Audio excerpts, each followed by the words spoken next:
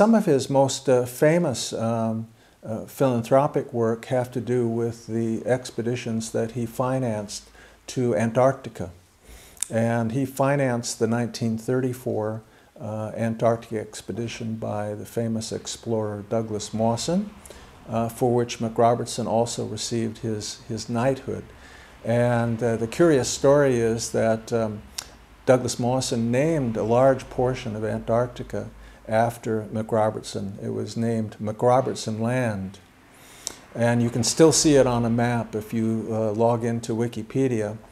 You'll see a very arcane discussion in the footnotes about whether it contains a dot or a period. Mac.Robertsonland is what it was named. And the curious thing is that Mac always spelled his name M-A-C full stop, because it was an abbreviation. His name was not MacRobertson, his name was McPherson Robertson.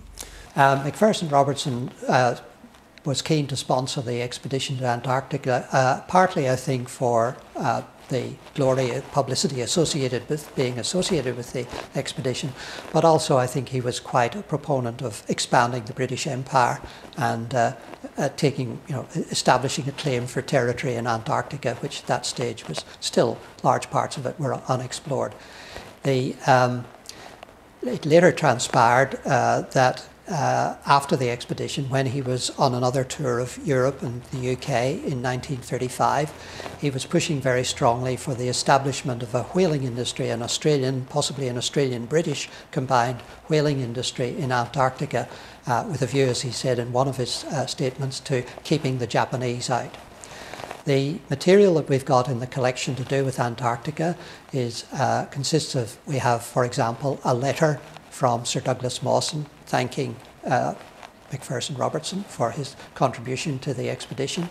We also have some paperwork associated with the accounting of the expedition and how the funds that MacPherson Robertson provided were in fact used.